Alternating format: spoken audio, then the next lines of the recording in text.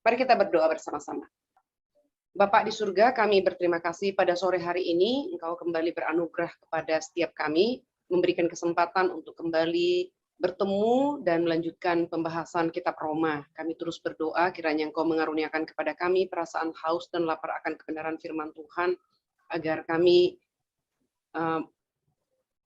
boleh terus setia dan berkomitmen untuk belajar firman Tuhan, baik di gereja kami masing-masing maupun dalam pertemuan kelas seperti ini. Kami menyerahkan waktu pembelajaran kami 1 jam ke depan, biarlah Tuhan yang menolong, memimpin, menyertai, dan memberkati.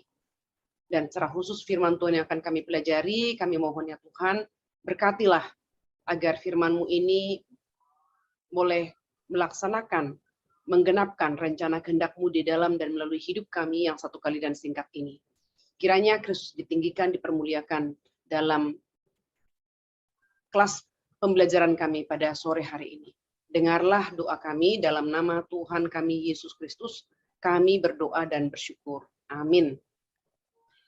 Ya Bapak Ibu, kita membahas materi sore hari ini dari Roma pasal 8 ayat 14 sampai ayat yang ke-25. Mari kita membaca bersama-sama dari rumah kita, masing-masing kita ikuti ya. Roma pasal 8 ayat 14 sampai ayat yang ke-25. Semua orang yang dipimpin Roh Allah adalah anak Allah. Sebab kamu tidak menerima roh perbudakan yang membuat kamu menjadi takut lagi, tetapi kamu telah menerima roh yang menjadikan kamu anak Allah. Oleh roh itu kita berseru, ya Aba, ya Bapa. Roh itu bersaksi bersama-sama dengan roh kita bahwa kita adalah anak-anak Allah. Dan jika kita adalah anak, maka kita juga adalah ahli waris. Maksudnya, orang-orang yang berhak menerima janji-janji Allah, yang akan menerimanya bersama-sama dengan Kristus, yaitu jika kita menderita bersama-sama dengan Dia, supaya kita juga dipermuliakan bersama-sama dengan Dia. Pengharapan anak-anak Allah. Sebab aku yakin bahwa penderitaan zaman sekarang ini tidak dapat dibandingkan dengan kemuliaan yang akan dinyatakan kepada kita. Sebab dengan sangat rindu, seluruh makhluk menantikan saat anak-anak Allah dinyatakan, karena seluruh makhluk telah ditaklukkan kepada kesia-siaan, bukan oleh kehendaknya sendiri, tetapi oleh kehendak Dia yang telah menaklukkannya. Tetapi dalam pengharapan, karena makhluk itu sendiri juga akan dimerdekakan dari perbudakan kebinasaan dan masuk ke dalam kemerdekaan kemuliaan anak-anak Allah. Sebab kita tahu bahwa sampai sekarang segala makhluk sama-sama mengeluh dan sama-sama merasa sakit bersalin. Dan bukan hanya mereka saja, tetapi kita yang telah menerima karunia sulung roh, kita juga mengeluh dalam hati kita sambil menantikan pengangkatan sebagai anak, yaitu pembebasan tubuh kita. Sebab kita diselamatkan dalam pengharapan, tetapi pengharapan yang dilihat bukan pengharapan lagi. Sebab bagaimana orang masih mengharapkan apa yang dilihatnya, tetapi jika kita mengharapkan apa yang tidak kita lihat, kita menantikannya dengan tekun. Ya, sedemikian jauh Bapak Ibu, perikop yang kita akan belajar pada sore hari ini. Ya, orang percaya menjadi anak-anak Allah karena adopsi. Jadi kita tidak menjadi anak-anak Allah dari sejak kita karena kita tidak menjadi anak-anak Allah secara otomatis ya, tapi karena diadopsi. Nah, ini penting sekali Bapak Ibu supaya kita bisa bersyukur sebagai anak-anak Allah. Kalau kita bicara tentang adopsi, berarti kita memikirkan tentang anak yatim piatu kan begitu ya. Sinclair Ferguson dari bukunya Children of Living God mengatakan pemikiran bahwa kita adalah anak-anak Allah sendiri yang merupakan sumber kehidupan orang Kristen. Dikatakan kita sebagai anak Allah adalah puncak penciptaan dan tujuan dari penebusan. Jadi kita. Nah, kita akan melihat lagi semua manusia tidak disebut anak Allah ya. Kita diadopsi menjadi anak Allah, dan di sini kita lihat belajar dari tradisi budaya Roma ya. Adopsi itu adalah prosedur hukum umum di masyarakat Roma sama seperti di budaya Ibrani dan Timur Dekat kuno. Dan Paulus sendiri tahu akan tradisi adopsi ini, maka adopsi biasanya terjadi ketika orang dewasa yang kaya tidak mempunyai keturunan untuk mewarisi hartanya. Dia kemudian akan mengadopsi seseorang sebagai pewarisnya, bisa anak kecil, pemuda, atau orang dewasa lainnya. Nah, biasanya setelah adopsi ada beberapa hal yang akan terjadi pada anak yang diadopsi itu. Yang pertama, ini langsung otomatis nih. Ini nanti kita kaitkan, analogi adopsi ini kita kaitkan kepada kita sebagai anak Allah yang diadopsi. Nah, ini juga berlaku. Segala hutang dan kewajiban hukum yang lama telah dibayar. Yang kedua, ketika anak itu diadopsi, maka dia mendapatkan nama yang baru dan langsung menjadi pewaris dari semua kepemilikan ayahnya. Dan yang ketiga, ayahnya yang baru langsung bertanggung jawab atas semua tindakannya, termasuk hutangnya, kejahatannya, dan tindakan-tindakan lainnya, begitu ya. Jadi langsung ada perubahan status ketika seorang itu diadopsi. Dia tidak lagi bertanggung jawab atas dirinya sendiri, tetapi yang bertanggung jawab atas hidupnya adalah ayah yang mengadopsinya. Yang keempat, anak yang baru diadopsi ini juga memiliki tanggung jawab baru untuk menghormati dan menyenangkan ayahnya. Nah, contohnya misalnya seorang anak yang diadopsi dari, katakanlah dari panti asuhan. Maka anak ini dia harus ikut tata krama di rumah orang tua yang baru. Dia harus berperilaku seperti keluarga. Sekiranya yang mengadopsi itu adalah bangsawan misalnya, maka dia harus hidup, berperilaku, berkata-kata, dan seluruh tata kramanya itu mengikuti keluarga bangsawan itu. Nah, demikian Bapak Ibu, ketika kita diadopsi menjadi anak Allah, harusnya kita berdiri sebagai anak Allah di tengah-tengah dunia ini. Dalam seluruh aspek hidup kita. Mari kita pikirkan sejenak ya, seorang anak diadopsi oleh keluarga bangsawan. Maka dia akan menjadi sama dengan keluarga bangsawan itu di dalam segala aspek. Dan dia mulai menghormati dan menyenangkan ayahnya. Demikian juga ketika kita diadopsi menjadi anak-anak Allah, maka kita harus menghormati dan menyenangkan Allah. Kalau dalam bahasa Katekismus Westminster nomor 1, kita mulai dan kembali berjuang untuk hidup mempermuliakan Allah dan menikmati Allah. Tidak lagi mempermuliakan diri dan menikmati dunia ini.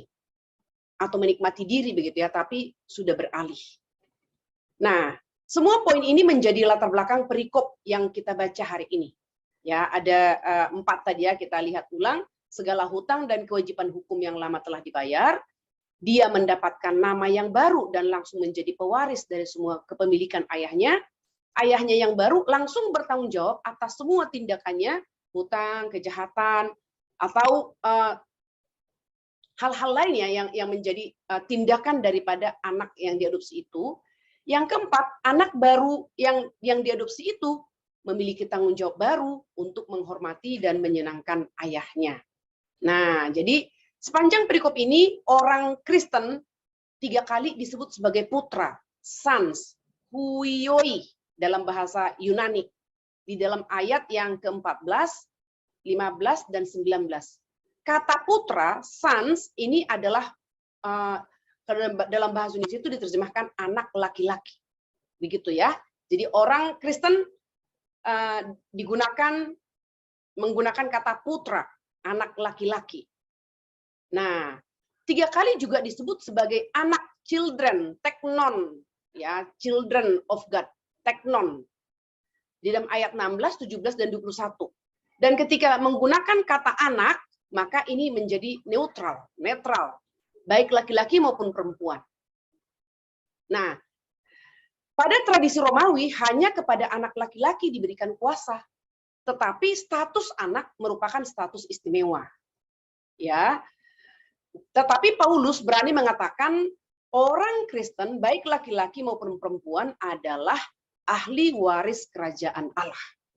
Nah, ini penting sekali Bapak Ibu di dalam signifikansi ketika kita berkeluarga dalam suku tertentu melihat anak laki-laki itu lebih berharga daripada anak perempuan, termasuk orang Batak. Tetapi di sini kita mau belajar dari Paulus. Anak laki-laki dan anak perempuan di hadapan Allah sama. Tidak ada perbedaan derajat dalam panggilan kita atau setelah kita menjadi anak-anak Allah menjadi ahli waris kerajaan Allah. Anak laki-laki tidak lebih tinggi daripada anak perempuan atau laki-laki tidak lebih tinggi daripada perempuan. Dengan demikian Bapak Ibu sekarang kita bisa melihat bahwa kita semua yang diadopsi menjadi anak-anak Allah, baik laki-laki maupun perempuan, memiliki tanggung jawab yang sama di hadapan Tuhan sebagai anak. Allah tidak membeda-bedakan dalam memberikan penghormatan, baik kepada laki-laki maupun perempuan. Semua orang Kristen disebut sebagai mempelai wanita Kristus. Baik laki-laki maupun perempuan ya, sama disebut. Jadi Allah tidak berat sebelah dalam menggunakan metafora. Semua orang Kristen, laki-laki perempuan disebut mempelai wanita Kristus. Nah, setiap metafora mengajarkan kita sesuatu tentang relasi kita dengan Kristus. Mempelai wanita itu berarti sesuatu yang berharga. Dan demikian juga Kristus adalah mempelai laki-laki bagi kita, bagi gereja. Ini adalah satu rahasia besar ya.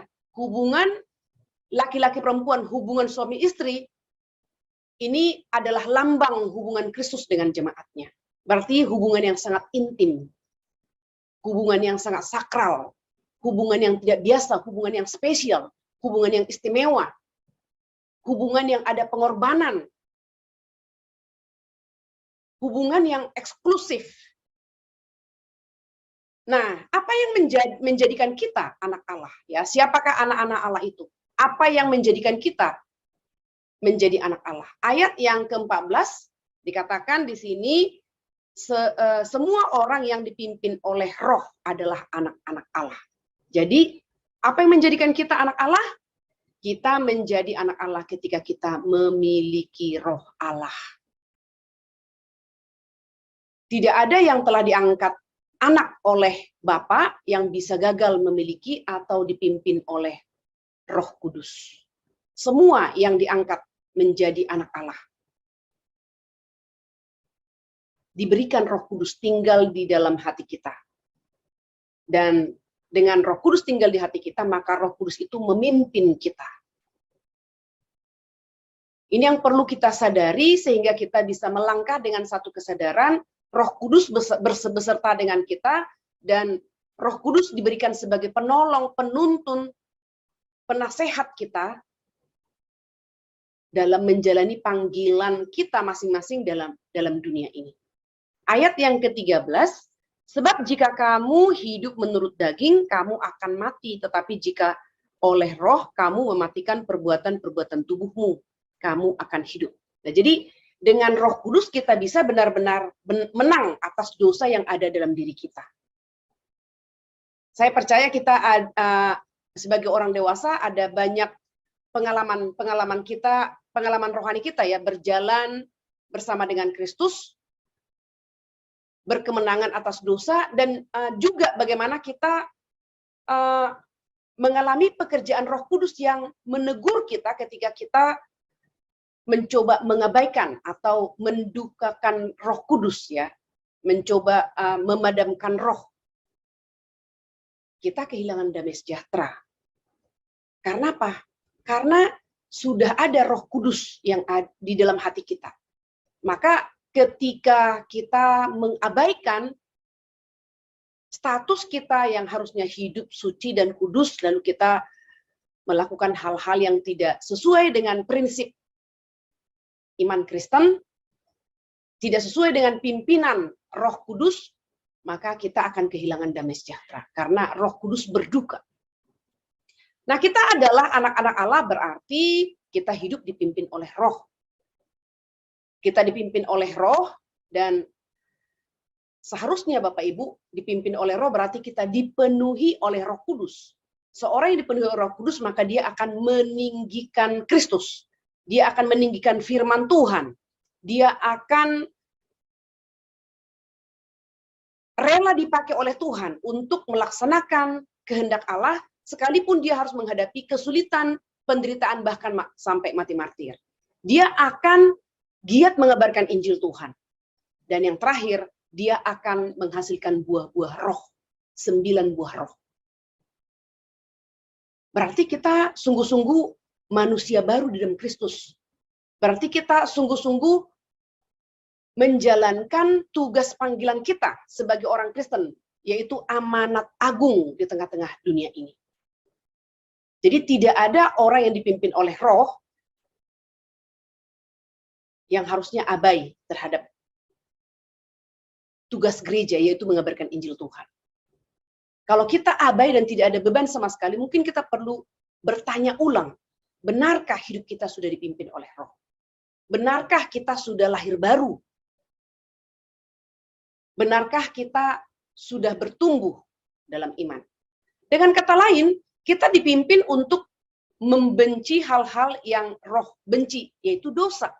Dan mencintai hal-hal yang dicintai oleh Roh Kudus, yaitu Kristus. Begitu ya. Jadi Roh Kudus itu memperkenalkan Kristus, memperkenalkan karya Kristus kepada manusia. Kristus memperkenalkan Allah kepada Allah Bapa kepada manusia.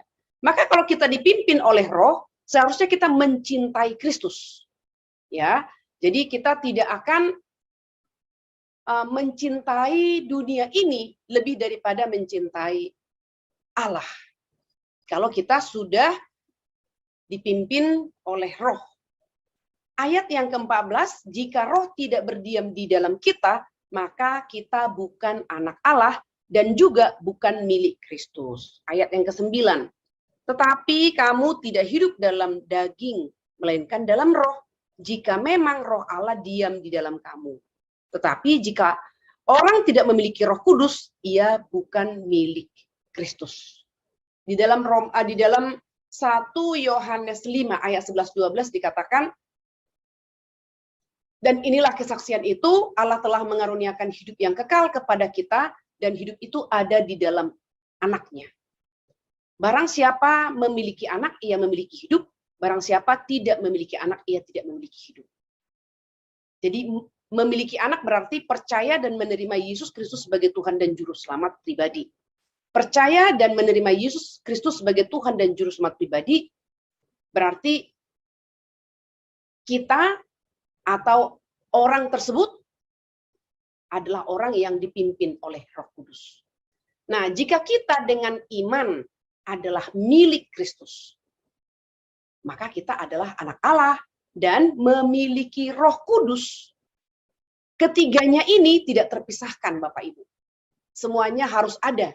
Jika tidak ada satu, maka tidak sama sekali.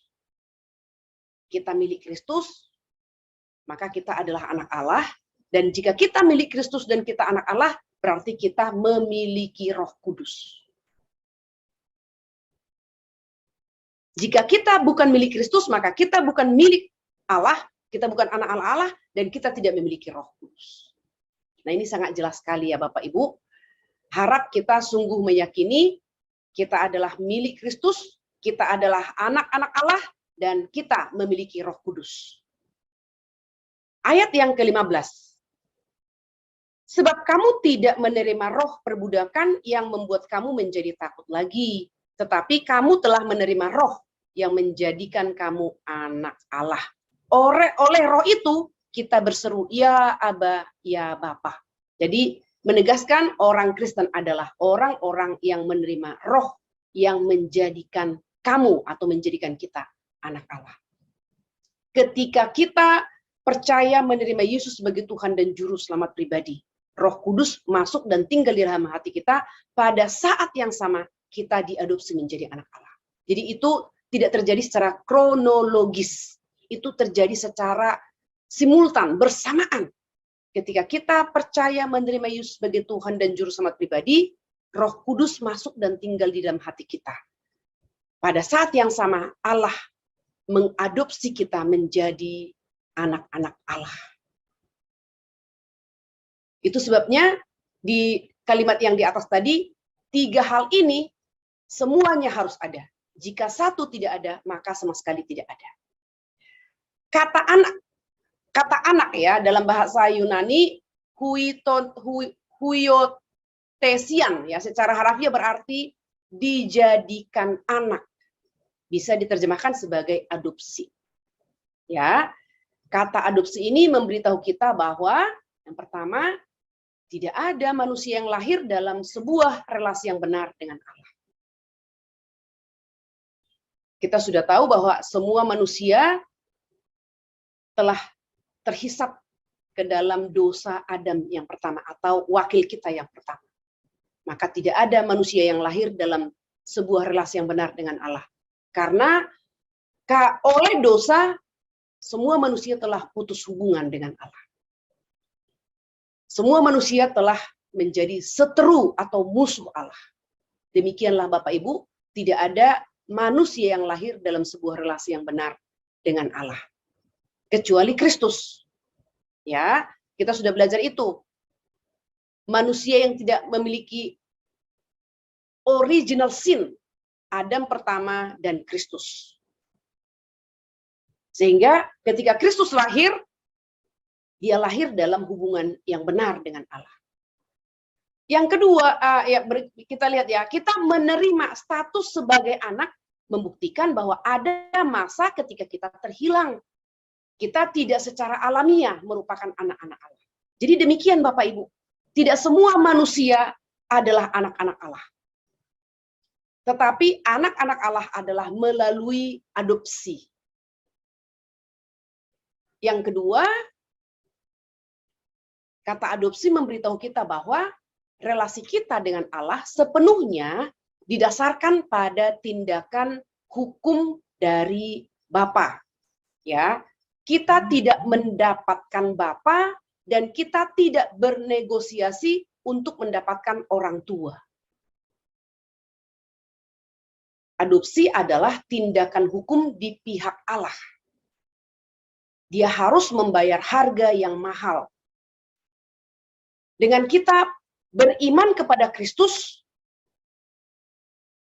Kristus yang kita imani adalah Kristus yang mati di atas kayu salib. Kristus yang mencurahkan darahnya. Kristus yang diremukkan di atas kayu salib. Dan itu adalah harga yang dibayar oleh Kristus kepada Allah Bapa untuk penebusan kita. Maka setiap orang yang percaya kepada Kristus yang sudah membayar hutang keadilan kita kepada Allah, maka dia atau kita diterima oleh Allah, diadopsi menjadi anak-anaknya. Tidak ada apapun yang bisa dilakukan anak untuk mendapatkan status tersebut. Status anak hanya bisa diterima. Di dalam Kisah Para Rasul 17 ayat 29, tertulis semua manusia sebagai keturunan Allah. Benar ya, coba kita lihat ya.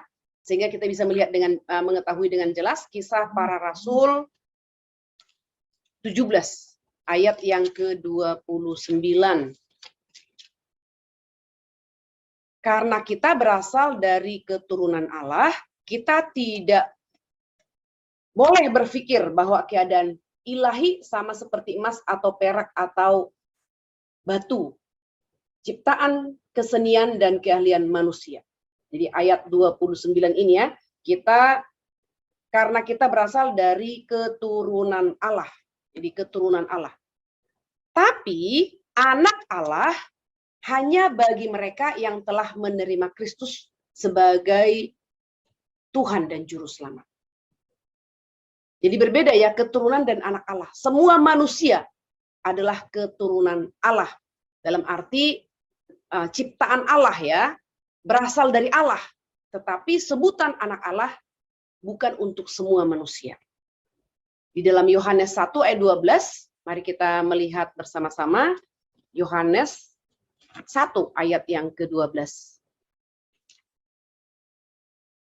Tetapi semua orang yang menerima Kristus ya, diberinya kuasa supaya menjadi anak-anak Allah, yaitu mereka yang percaya dalam namanya.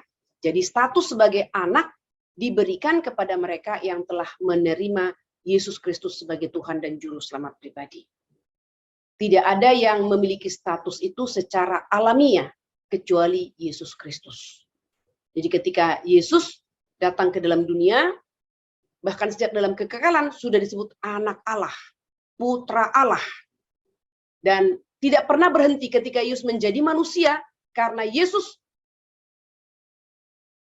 hidup dengan sempurna, tidak berdosa. Maka hubungan Allah Bapa dengan Allah Anak tidak pernah terputus, sehingga harus perlu diadopsi kembali.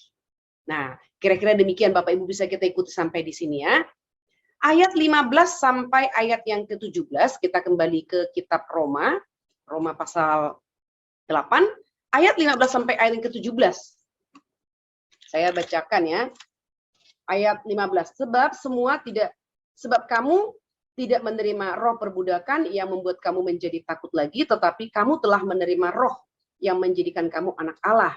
Oleh roh itu kita berseru ya Aba ya Bapa. Roh itu bersaksi bersama-sama dengan roh kita bahwa kita adalah anak-anak Allah. Dan jika kita adalah anak Allah, maka kita juga adalah ahli waris. Maksudnya orang-orang yang berhak menerima janji-janji Allah yang akan menerimanya bersama-sama dengan Kristus. Yaitu jika kita menderita bersama-sama dengan Dia, supaya kita juga dipermuliakan bersama-sama dengan Dia. Di dalam 3 ayat ini ada 7 keistimewaan yang luar biasa yang dimiliki oleh orang percaya setelah diangkat menjadi anak Allah. Setiap keistimewaan ini sangat luar biasa dan patut direnungkan lebih lanjut dan dinikmati. Yang pertama, keamanan. Ya, setiap anak-anak Allah mendapatkan keamanan. Yang kedua, otoritas. Yang ketiga, keintiman. Yang keempat, kepastian. Hari ini kita membahas 4 ini, minggu depan kita akan membahas 3 lagi. Ya. Nah, yang pertama, keamanan, kita tidak takut, ayat 15a ya. Ayat 15a. Sebab kamu tidak menerima roh perbudakan yang membuat kamu menjadi takut lagi. Ya, kita tidak takut tetapi menikmati status kita sebagai anak. Seorang karyawan pada dasarnya taat karena takut. Baik takut dihukum, takut kehilangan pekerjaan, dan seterusnya lah ya, kita bisa kembangkan ini seorang karyawan. Ada banyak kepentingan menjadi dasar daripada si karyawan itu menjadi taat. Tetapi relasi orang tua dan anak tidak dicirikan oleh rasa takut kehilangan relasi tersebut. Ayat yang kelima, ayat 15b, tetapi kamu telah menerima roh yang menjadikan kamu anak Allah. Kita memiliki status anak, bukan budak. Di dalam rumah, budak tidak memiliki otoritas. Mereka hanya bisa melakukan apa yang disuruh, tetapi di bawah orang tua mereka, anak memiliki otoritas dalam rumah. Ya, mereka bukan pelayan atau anak-anak itu bukan pelayan. Tentu saja yang berotoritas adalah orang tua, tetapi di bawah otoritas orang tua mereka, anak memiliki otoritas dalam rumahnya. Anak itu tidak sama dengan budak yang ada di rumah. Anak Allah diberi otoritas atas dosa dan kejahatan. Nah, begitu. Jadi kita sudah diberikan kuasa ya, ketika kita diangkat menjadi anak-anak Allah, percaya kepada Kristus yang sudah mati dan bangkit, maka kita diberikan otoritas atas dosa dan kejahatan. Dosa tidak lagi berkuasa atas kita. Kita sudah belajar akan hal itu. Tapi kita yang berkuasa atas dosa. Kejahatan tidak berkuasa atas kita. Tapi kita yang berkuasa atas kejahatan. Nah, ini perlu kita ingat ya Bapak Ibu, sehingga kita bisa menghardikah, menghentikankah begitu ya, untuk dosa itu tidak terus melakukan aktualisasi dalam diri kita.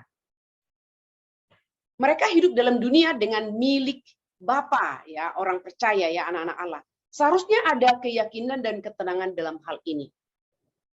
Tentu saja kita tahu dunia ini milik Bapa, ya. Lalu Bapa pemilik dunia ini, Bapa kita yang adalah pemilik dunia ini adalah Allah yang berdaulat. Allah yang Allah yang maha kuasa, ya, berdaulat dan maha kuasa. Allah yang mengontrol. Seharusnya kita tidak perlu takut akan apapun. Tentu saja kita tidak boleh mencobai Tuhan dengan hidup sembarangan, misalnya begitu, ya. Tetapi kita harus tetap hidup dengan tertib, disiplin, dan benar, dan mengikuti aturan-aturan dimanapun kita hidup tentunya. Dan kita tidak perlu takut oleh apapun. Karena Allah yang adalah pemilik dunia ini adalah Allah yang mengontrol sejarah dunia. Allah yang berintervensi, Allah yang tidak pernah tertidur, Allah yang terus mengamat-amati buatan tangannya, yaitu seluruh ciptaannya. Termasuk kita dan lebih khusus lagi umatnya, umat pilihannya. Ya, anak memiliki kehormatan dari nama keluarga. Jadi sekarang ini kita warga negara Indonesia, ya, tetapi kita juga adalah warga kerajaan Allah. Nah, maka kita harus tetap menyandang dua kewarganegaraan ini sekaligus. Warga negara Indonesia taat terhadap peraturan bangsa dan negara Indonesia, tetapi kita juga adalah warga negara surga, ya, kerajaan Allah, di mana kita juga harus menaati hukum-hukumnya. Dan hukum Allah adalah hukum yang kekal. Hukum sipil satu bangsa adalah hukum yang tidak kekal. Tetapi tentu saja kita dipanggil untuk menaati keduanya, ya. Hanya saja ada kasus-kasus tertentu di mana kita harus melihat jangan sampai hukum negara itu atau hukum sipil melanggar hukum Tuhan. Maka kita harus melihat kembali dan mengutamakan hukum Tuhan tentunya. Yang ketiga adalah keintiman. Ya, anak Allah mendapatkan keistimewaan. Yang ketiga adalah keintiman di dalam ayat yang ke-15b. Oleh roh itu kita berseru, ya Aba, ya Bapa. Kata Bapa, ya, dalam bahasa Aram adalah Aba. Istilahnya yang sangat intim, yaitu panggilan anak terhadap orang tuanya itu panggilan Papa. Kita tidak bisa memanggil semua laki-laki dewasa Papa, bukan? Hanya anak yang memanggil laki-laki dewasa yang merupakan ayahnya sebagai Papa. Nah, sedemikian panggilan oleh roh itu kita berseru, ya Aba, ya Bapa. Relasi yang sangat intim. Tetapi tentu saja kita tidak menggunakan panggilan terhadap Allah itu seperti panggilan dunia. Ini kan hanya menunjukkan betapa intimnya hubungan kita dengan Allah. Dengan menggunakan bahasa manusia, anak dengan ayahnya bisa dipanggil Papa.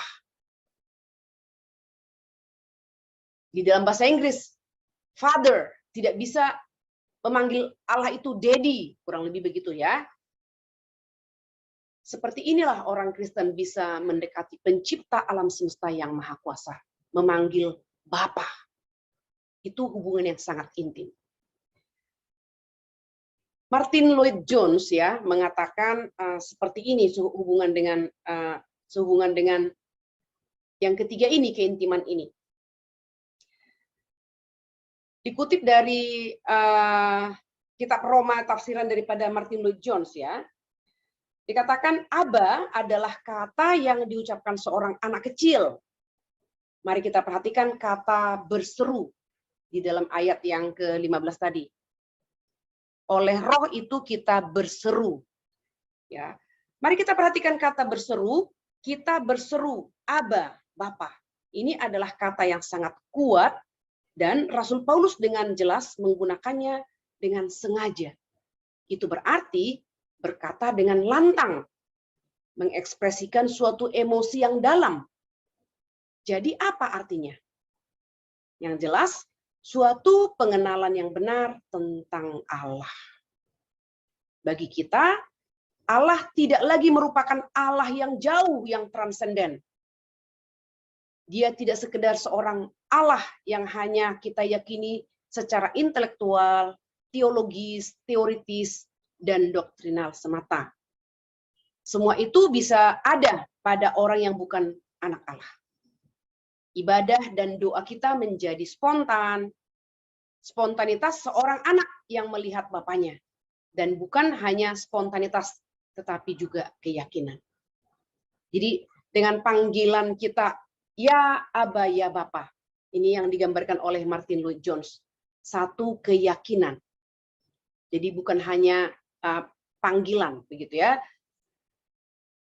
Yang keempat, kepastian ayat yang ke-16. Roh itu bersaksi bersama-sama dengan roh kita bahwa kita adalah anak-anak Allah. Saat kita berseru kepada Allah sebagai Aba, maka roh Allah seperti datang bersama dengan roh kita.